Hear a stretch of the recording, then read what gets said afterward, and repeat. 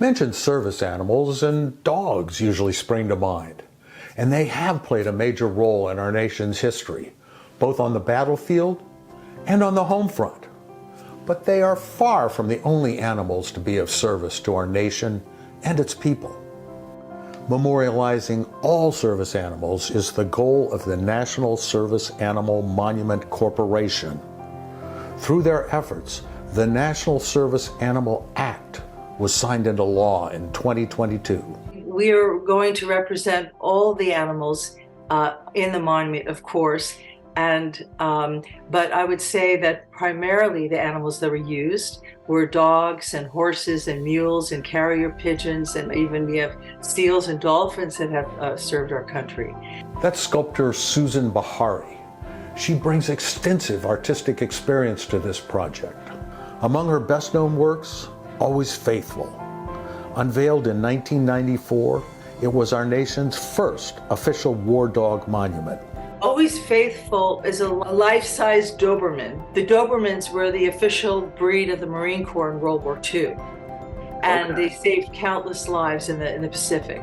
Susan's 35 years of sculpting experience have prepared her well for this historic project. I assumed it was a monument, like one statue, but this is a park. Well, it is proposed either as a sculpture park or a plaza design in a more city typescape setting. So that is determined in part by the Arts Commission that would look at our plan and work with us to develop the design depending on the site that we together select.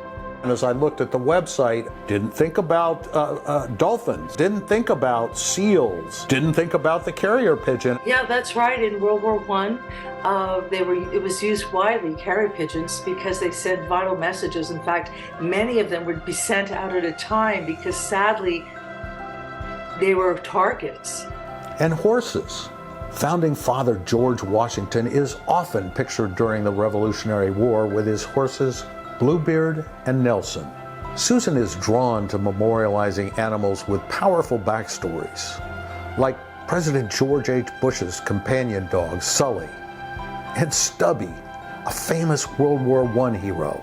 He went on 17 battlefields, protecting the soldiers, alerting to incoming gas attacks coming in, mustard gas attacks. In fact, he would even go to the side of a wounded soldier and sit there until help came, in no man's land between the two sides. The goal of the monument is to teach people about the role service animals have played in our nation's history. When it's finished, there will even be an app to help people learn about that story. We're proud to have an education element to our monument, which is on our website, that teachers and the public can access to learn more about this. Now that the bill is passed and signed, what's the next step? It's very exciting. We're in a phase 2 now that we have the bill signed. We are fundraising. We have to raise the necessary funds to create it, because all those monuments that you see in Washington, D.C. were raised privately. Donations can be made on their website at nationalserviceanimalsmonument.org. That's one word, nationalserviceanimalsmonument.org.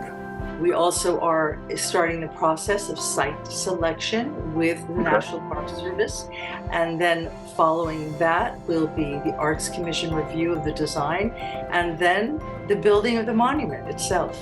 It seems Susan's been preparing for this project her whole life. As a child, she enjoyed art, loved animals, and had a love of our country. Today, she feels blessed to be able to follow those passions. For Pet Pals TV, I'm Steve Sweitzer.